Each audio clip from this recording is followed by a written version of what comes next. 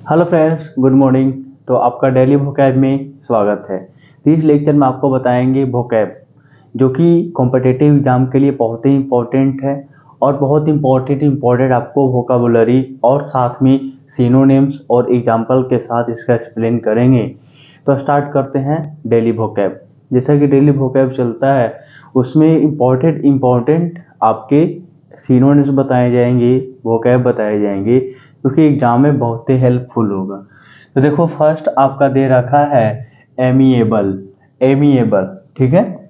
तो जो एमिएबल दे रखा है, स्टार के जगह पे यहाँ पे फर्स्ट लिख लो, ठीक है। 5 मीनिंग बताएंगे, रेगुलर का 5 मीनिंग का एक सीरीज चलाते हैं। तो एमिएबल, एमिएबल क्या है? ये एक एडजेक्टिव है, ये ध्यान रखना है। पार्ट ऑफ स्पीच की बात करें तो ये क्या है? एडजेक्टिव वर्ड है, ठीक है। इससे क्या होती है ना कि विशेषता के बारे में पता जाता है। एमिएबल से बताएंगे इसमें। ये आपका दे रखा है सिनोनिम्स। इसको एफेबल बोलते हैं, एग्रीएबल, जेमियल जेमियल और एमिकेबल, कोऑपरेटर, सुपरेटिव और हार्मोनियस, इसको आप लिख सकते हैं, ठीक है। ये आपका सिनोनिम्स है ना। और इसका अगर हिंदी वर्ड की बात करें तो इसका मतलब होता है दोस्ताना। दोस्ताना, फ्रेंडशिप। क्या लिखोगे? दोस्ताना, ठीक है। या तो सौम्य भी लिख सकते हो, सौम्य। इतना आप लिख लो पहले।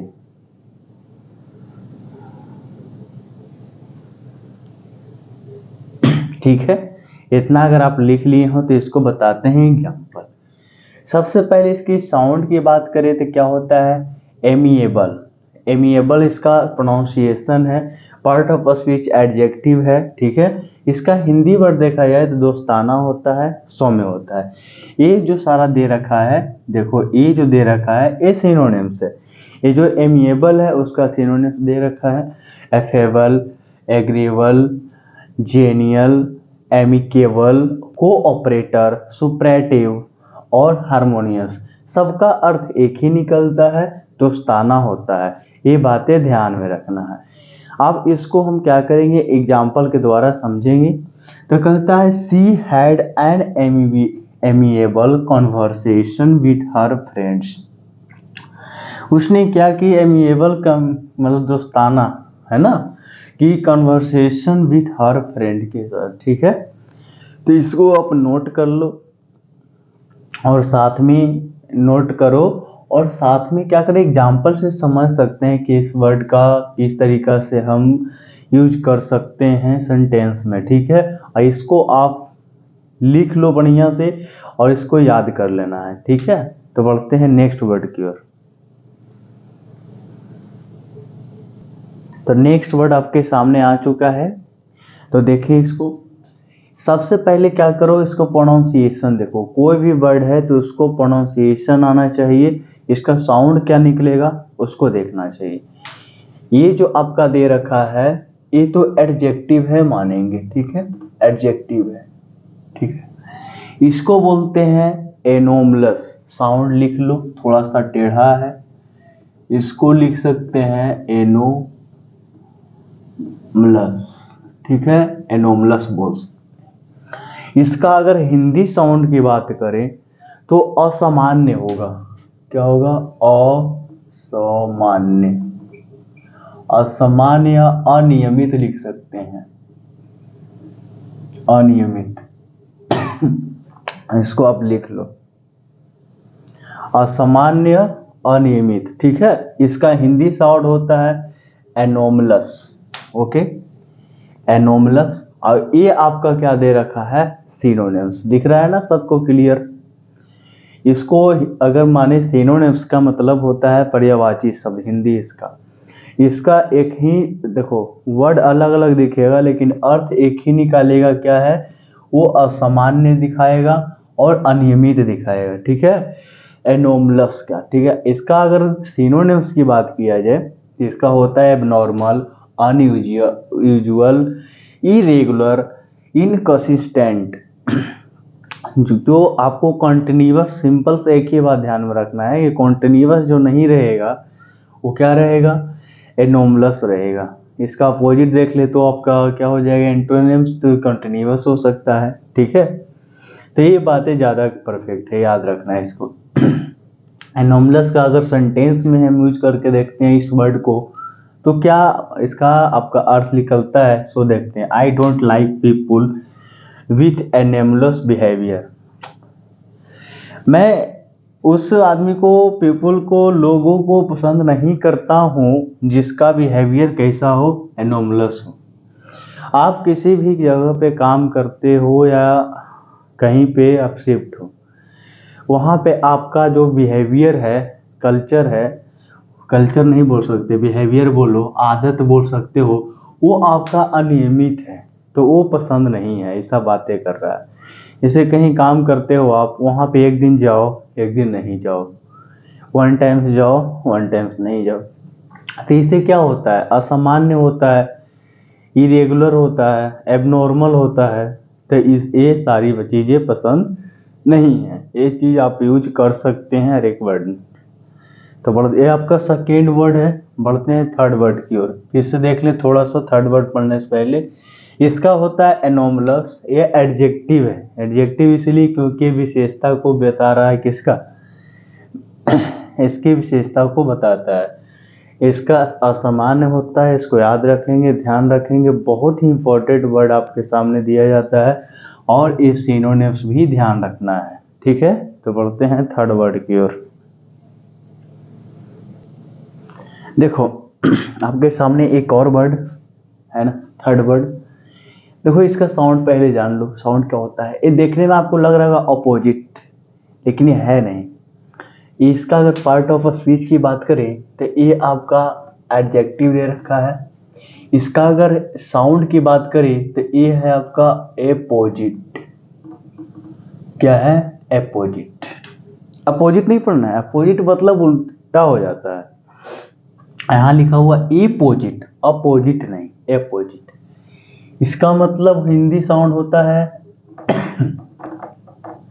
इसका हिंदी साउंड की देखें तो उपयुक्त, इसको बोल सकते हैं उपयुक्त, न्याय संगत, न्याय संगत।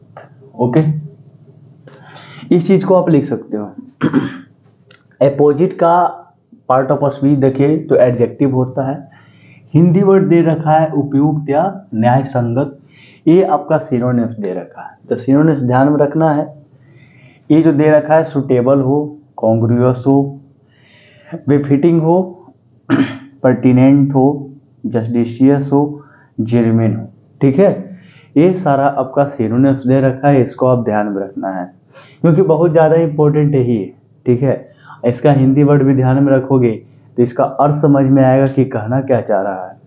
और इसको पार्ट ऑफ स्पीच भी ध्यान में रखना है कि अगर जो एडजेक्टिव है तो इसको हम विशेषता के रूप में ही यूज कर सकते हैं। ठीक है ना, इसका होता है सुटेबल, कॉन्ग्रुअस, फिटिंग, पर्टिनेंट और जस्टिस और जर्मन। ठीक है, ये आपका एग्जाम्पल दे रखा है, ये आपका हिंदी वर्ड दे रखा है, इसको ध्यान में रखना है। अपोजिट नहीं पढ़ना है, एपोजिट पढ़ना है। ओके, आराम से पढ़ेंगे, एक एक चीज समझते जाएंगे। एक वर्ड है लेकिन इसका मतलब देखो कितना सारा निकल रहा है ना। 5 वर्ड इसलिए देते हैं कि 5 वर्ड आप लोग रेगुलर याद करो, है ना। I comes at an opposite moment. जब मैं आया ना तो उसमें मोमेंट कैसा था, न्याय संगत मोमेंट था। पता, हर remarks are extremely opposite to the present discussion. जो वहाँ पे डिस्कशन चल रही थी वो क्या थी, न्याय संगत। कैसा था, न्याय संगत था, उपयुक्त था, डिस्कशन चल रहा था। ओके, कहीं पे भी आपका न्याय संगत की बात हो रही हो या उपयुक्त काम कर रहे हैं, उपयुक्त बातें बोल रहा है, तो उसमें आप अपोजिट वर्ड यूज कर सकते हैं। यूज ऑफ अपोजिट वर्ड, ठीक है। वहाँ पे क्या हो कि जहाँ पे कोई काम न्याय संगत की बातें कर रहा हो तो वहाँ पे आप कर सकते हो, कोई दिक्कत वाली बात नहीं है। सेंटेंस में यूज करना सीख लो इसको, और साथ में ये याद रखना है क्योंकि एग्जाम में डायरेक्टली पूछ लेता है अपोजिट का बताओ सिनोनिम्स क्या होगा, है ना। तो ये आपको एग्जाम में आता है, ठीक है। तो लिखो, बढ़ते हैं फॉरवर्ड की ओर। चलो नेक्स्ट वर्ड आपके सामने आ चुका है, ये आपका फॉरवर्ड है। इसको सबसे पहले हम इसका प्रोनाउंसिएशन देखेंगे, साउंड के देखेंगे, और उससे पहले हम इसको देख ले कि ये आपका वर्ब है, ठीक है। इसको बोलते हैं एम्पलीफाई। साउंड क्या है? एम्पलीफाई। इसका हिंदी वर्ड आपको दे रखा है बढ़ना। एम्पलीफाई मतलब क्या होता है? बढ़ना। ग्रो मतलब बढ़ना।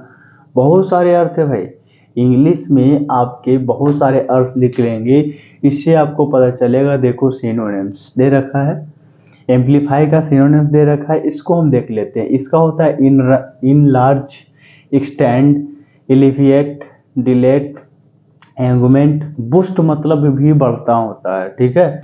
इसको वीडन भी बोल सकते हैं। एक्सपैंड मतलब भी बढ़ाना होता है या बढ़ना होता है, ओके।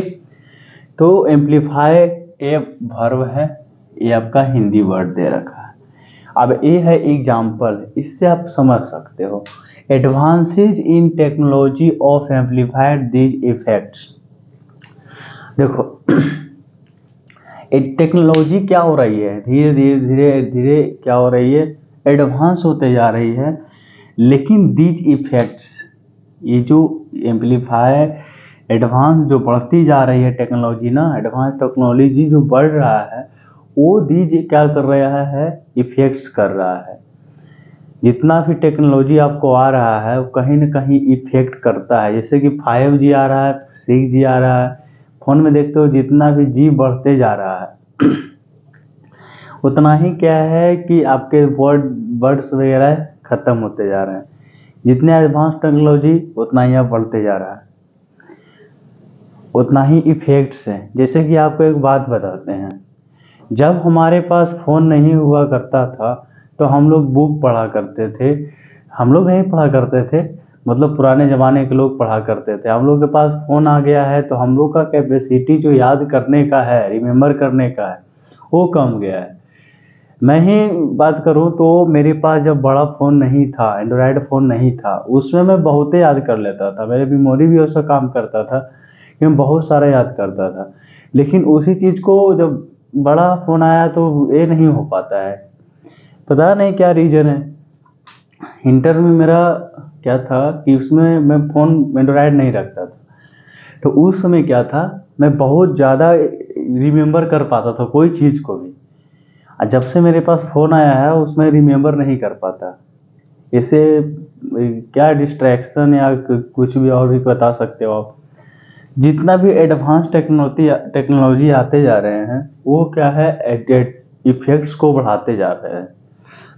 होता ही सॉरी होता ही है ना कि जब बड़ा फ़ोन रहता है, यानी कि एंड्रॉयड फ़ोन रहता है, तो उसमें सारा डाटा रहता है। दिमाग माइंड करता है, शायद देख लेते हैं, गूगल खोल के देख लेते हैं। लेकिन मेरे पास नहीं है तो उसको हम याद करके रखते हैं, माइंड में सोचने की शक्ति बढ़ती। लेकिन ये जब से आया है, गड़बड़ है ना। The amplified sound of an electric drill is brawling in the my ear. जब एम्पलीफाइड साउंड मतलब साउंड बढ़ता है, इलेक्ट्रिक ड्रिल इज ब्रेलिंग। कोई दीवार में अगर इलेक्ट्रिक ड्रिल को आप खोद रहे हो, आप जो छेद कर रहे हो, तो ब्लारिंग इन माई ईयर, मेरे कानों में क्या कर रहा है, अधिक आवाज़ आ रहा है। यानी कि एम्पलीफाइड साउंड मेरे ईयर्स में आ रही है। कब? जब ड्रिल चला रहे हैं तब, ओके। तो देखें लास्ट वर्ड इसका समझते हैं फिर। देखो ये लास्ट वर्ड दे रखा है फो, FOE, फो। ये आपका भाई क्या है, नाउन है। इसको हिंदी वर्ड आप लोग खुद बताओगे, सिनोनिम्स पढ़ो और हिंदी वर्ड। इसका साउंड क्या होता है, फो। क्या है, फो। इसका सिनोनिम्स दे रखा है इनेमी, ठीक है, ओपोनेंट, एडवर्जरी और एंटागोनिस्ट और रिवाइवल। ठीक है। आप बताओ इसका हिंदी वर्ड क्या होने वाला है। हिंदी वर्ड तो आपको इसी से पता चल गया होगा ना कि दुश्मन हो सकता है, विरोधी हो सकता है। दुश्मन लिखो, शत्रु लिखो, विरोधी लिखो, आपको जो अच्छा लगे वो लिखो जी। शत्रु हम लिखते हैं, विरोधी लिखते हैं, या तो दुश्मन भी लिख सकते हैं। दुश्मन हो या शत्रु हो, बात तो बराबर है ना। शत्रु या विरोधी लिख सकते हैं आप। Don't mind. ये आपका फो दे रखा है, ए नाउन है, शत्रु है और विरोधी है, इसका हिंदी। ओके, तो देखो, the two countries have united against their common foe, है ना। दो कंट्री के बीच में क्या है, अगेंस्ट कॉमन फो होते रहती है। दो कंट्री है तो उसमें तो थोड़ा बहुत दुश्मनी विरोधी रहते ही है। कंट्री के बाद छोड़ दो, कंट्री तो बहुत दूर चल गए। आपकी दो पार्टीज के बीच ले लो, जब इलेक्शन आता है तो दोनों आपस में क्या होते हैं, पूरा आपके लगते हैं कि फो बने हुए होते हैं, इनेमी है, अगेंस्ट हो जाते हैं। आप उतना बड़ा भी छोड़ दो, अपने घर में देख लो, दो भाई हैं तो उसमें भी आपके दुश्मनी बने हुए रहती है। तो ये शत्रु विरोधी ये होते हैं, ठीक है। इस जगह पे भी वर्ड का यूज हो सकता है। ये नाउन है, ये बात ध्यान में रखना है। शत्रु हिंदी वर्ड और विरोधी भी लिख सकते हैं, दुश्मन। आपका ये सिनोनिम से ये बातें ध्यान रखना है, ठीक है। एग्जाम में डायरेक्ट फो का सिनोनिम्स पूछ सकता है, उल्टा भी आएगा ना। इनेमी है तो ये भी सिनोनिम्स बना सकता है। आपको जिस तरीका से हो आप याद कर सकते हैं, ठीक है। तो आपका ये 5 वर्ड हो चुका है। तो मिलते हैं नेक्स्ट लेक्चर में। थैंक यू, धन्यवाद। पढ़ते रहें और आगे बढ़ते रहें।